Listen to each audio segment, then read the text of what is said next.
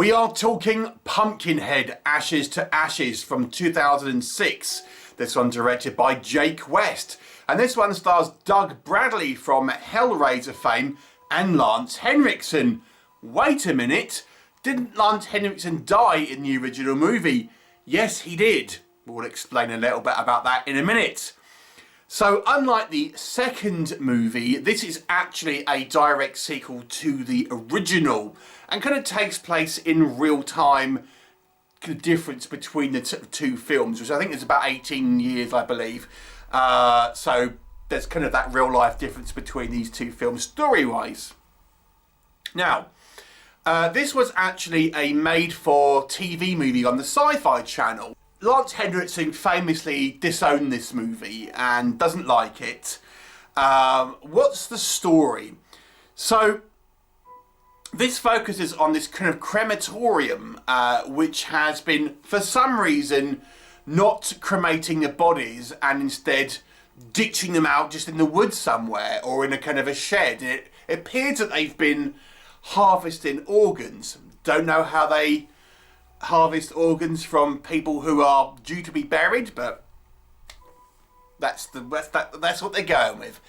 Anyway, so because of some circumstance involving a guy who kind of sees this and ends up getting murdered by this kind of crew, who are actually the Wallaces from the original movie, the kind of the hillbillies from the original film, who have been working with the kind of the town doctor, played by Doug Bradley. Their kind of operation is discovered, and the families of the people who have passed away, which should have been cremated and everything, and they have just been kind of left in a piling of rotting flesh, call upon the Pumpkinhead to exact vengeance. They don't know that Doug Bradley's character is involved, who is the kind of the ringleader and the doctor, but somehow the Pumpkinhead creature does know this and goes on a bloody revenge. So, let's discuss what works in this movie's favour. So again, a lower budget movie than both the original and the second one. Now, I think the sequels, now this one I had never seen before. I'd seen the first two prior to rewatching them for the review. This one, and I think the fourth ones I've yet to watch, I've never actually seen. And I think people oscillate to, everyone kind of says the original is the best. So far that's true. What's the better out the sequels? I've seen some discourse about what is the best sequel, or what is the least worst sequel, maybe more aptly. What did I like about this one? Now, this one, I would say, out the three that I've watched so far, is the goriest. So there is that. There are some more kills here which I feel you do see more of the gory action, and considering this is the lowest budget out the initial three movies, you know, that's fairly impressive, and the gore effects here are for the most part all done kind of practically. And there's some kind of there's some quite fun kills, to be honest with you, on this one, and it almost has a slight comedic edge, this one, without being an out-and-out comedy. For example, there's a guy that's impaled upon a spire in this kind of big house, and there's someone comes to the house, and the body kind of falls off just as he's leaving, so they just kind of like miss it.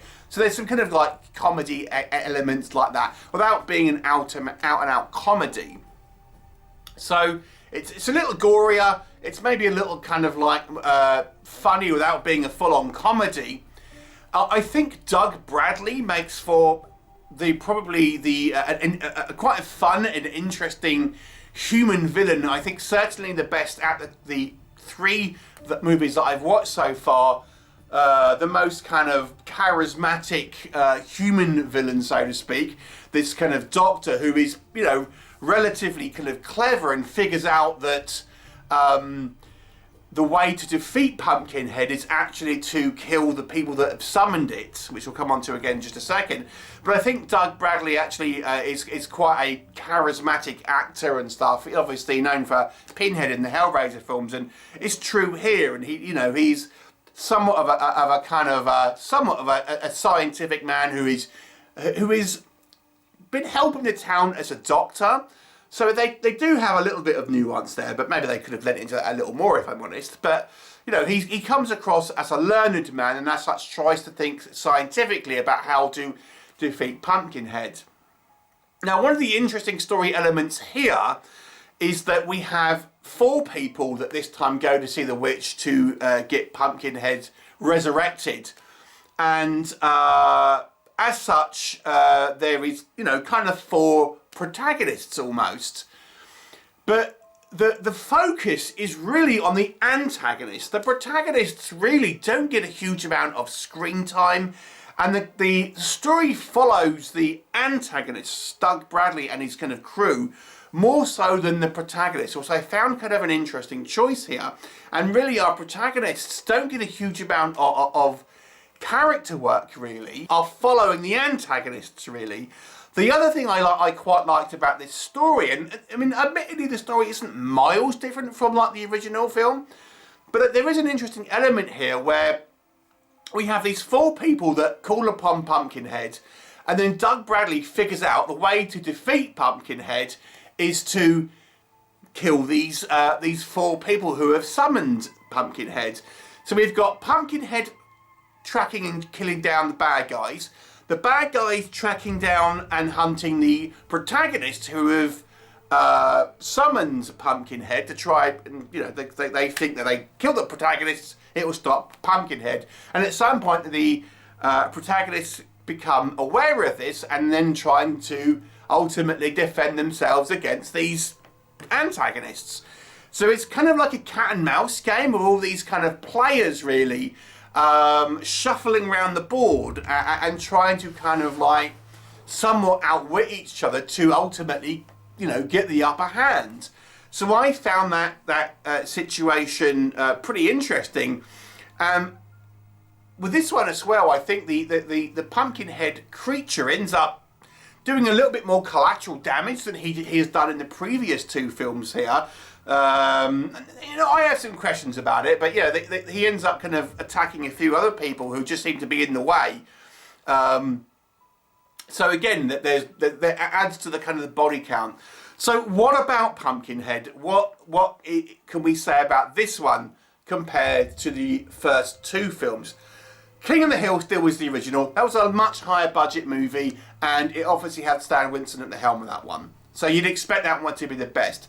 But I will say, when the Pumpkinhead creature is practical, I think the actual suit or puppet or animatronic that they've used in the 3rd movie is better than the second one. The second one to me seems really like rubbery and kind of the way it moved around. It looked more like a kind of a puppet being kind of moved by puppeteers. Whilst this one, I think they've gone for more of a man in a suit, which means it kind of moves a little bit more organically. Now, put a pin in the VFX because we are going to come back to that. So I do feel at the 3 movies, obviously the original was the best, and I've got to say the Pumpkinhead creature of this one I think is better. You know, it does look cheaper, but I do think it comes across better than the second film.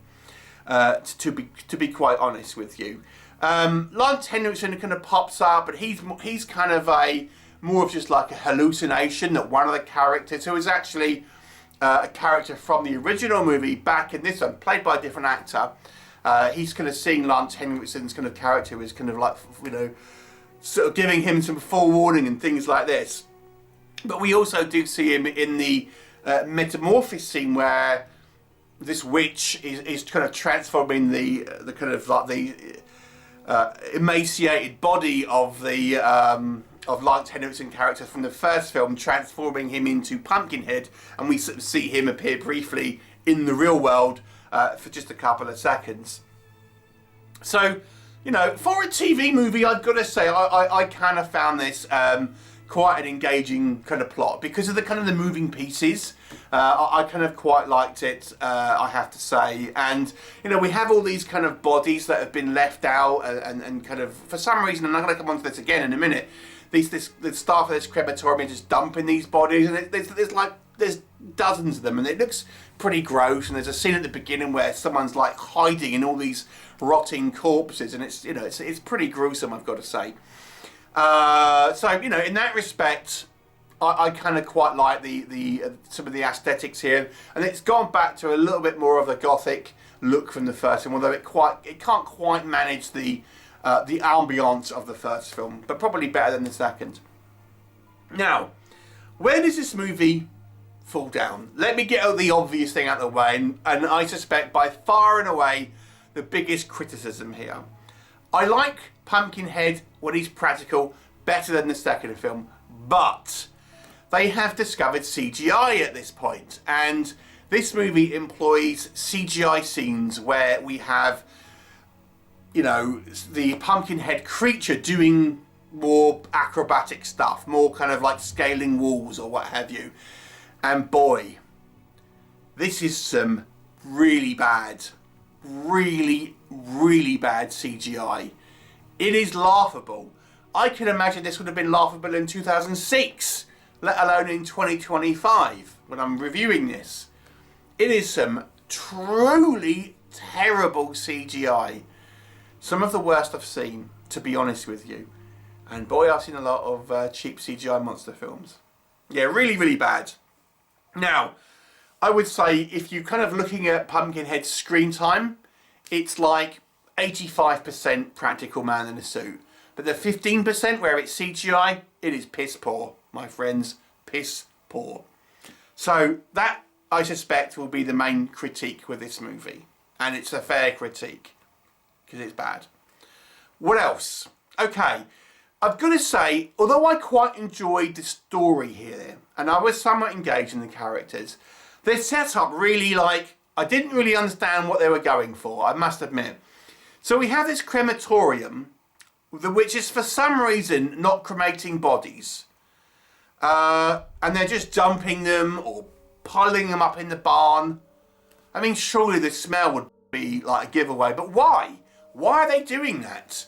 Why not just cremate them? Okay, we're meant to believe they're either robbing them or they're harvesting organs, which I'm not sure how that would work if these are previously deceased people. I just don't... The setup here is about what's actually kind of going on is just really unclear.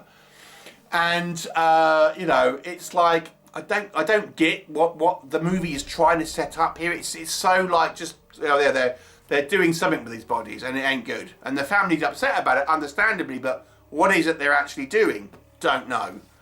And this doctor is involved and no one seems to kind of suspect the doctor. Surely he seems to be like, you know, attached to the hip with this kind of, with these other people. Surely he's been seen around with them because you know, before this point, no one suspects anything. So hang on a second, these people are always hanging around with the local town doctor. Let's question him, but no one ever does. So that whole kind of like setup, the premise, the kind of the reasons why the wheels start turning in this movie, I thought was really flawed.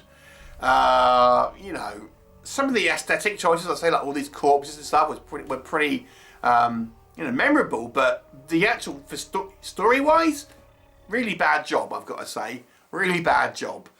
And I have to say as well that you've got the kind of the Wallace clan, who are the kind of the hillbillies in the first movie, now as the kind of the antagonists, and I don't know, it seems a bit of a jump from the first film, if you ask me, because I didn't really seem...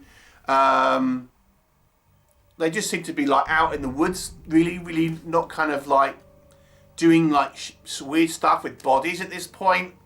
I don't know. It just seems like an odd choice to me, that. So that the setup is rather ropey, I've got to say. Now the Pumpkinhead creature as well, even in the second film, he's more or less targeting people that are guilty. You know, where the offended party wants vengeance, and the Pumpkinhead creature goes after them. So I have this left me with two questions. The people that summoned Pumpkinhead did not know that the Doug Bradley character was involved. So surely that would mean the Pumpkinhead creature wouldn't know that the Doug Bradley character was involved. And if he clearly does know, but how? I mean, how does he know? No, it's never kind of brought up, you know. Okay, you know, whatever. And then there's a scene where he bursts through a church, and we're told that if you get in the Pumpkinhead creature's way, he's going to kill you. You know, he'll target the kind of the people who have been marked, but if you get in his way, and there's a cop, for example, where he first shows up that he ends up killing. Fine, this cop was shooting at him. Get why he's killed the cop. But why did he kill the priest? He just kind of jumps down, and the priest just happens to be kind of standing there, and the Pumpkinhead creature kills him. I didn't really understand why. Was he involved? I don't remember seeing him at the kind of the meeting. And then when he's killing the innocent people, are kind of summoners, so to speak, are kind of they're all twitching. I was like, I thought this was happening when he was getting vengeance, but this seems to be happening when he's killing everyone. So this movie left me with kind of like questions. So I think, although I kind of quite enjoyed the story and I enjoyed the kind of the cat and mouse aspect of it, there are some elements within this story that I just kind of were confusing and I felt were ill-conceived. So to me, the story was really quite flawed, to be honest. Some of the acting, you know, is a little bit hit and miss on this one. I wouldn't say it was, you know, the worst I've ever seen or anything like that. And as I say, Doug Bradley and Lance Henriksen, you know, are both good in this. But then there's some okay performances from other people, but you know, arguably it isn't the sort of the best acting here. And there are some sort of elements here where you do see the budget is a lot lower at this point. The kind of the witch's kind of heart and the witch's aesthetic again kind of looks a little cheap here and things like that. And it looks a little bit dime store kind of, you know, Halloween and all this. And I think, you know, maybe, even though I didn't mind the fact that our protagonists really don't have a lot of character work done with them, and we don't really have a central protagonist that we follow. You know, it may have behooved the movie to try and give us a legitimate kind of protagonist that we are rooting for, but that doesn't really do that. So, you know, the movie maybe has missed a trick there. So where does this sit so far in the kind of the scores? Now, I have to say, although I think this movie has some big flaws, I was more engaged in this movie than I was with the second one. Although I do think the flaws in this are sort of somewhat substantial. But for me, I think where it works, this one pushes it above to me that the second one, even though Lance Henriksen doesn't like this film, I'm actually going to give it a 5 out of 10. So it's kind of an average sci-fi channel movie to a degree, but I found it quite watchable. I was engaged in this one more than the second one, and there is some interesting elements to it. Doug Bradley's character was cool. When the Pumpkinhead is a practical suit, I kind of liked it. 5 out of 10, there it is. So that is the review for the third movie. So I will try and check out the fourth one and see how we do with that one. So at the the first two sequels I should say, what are your favourites? Please let me know your comments and I shall look forward to seeing you next time.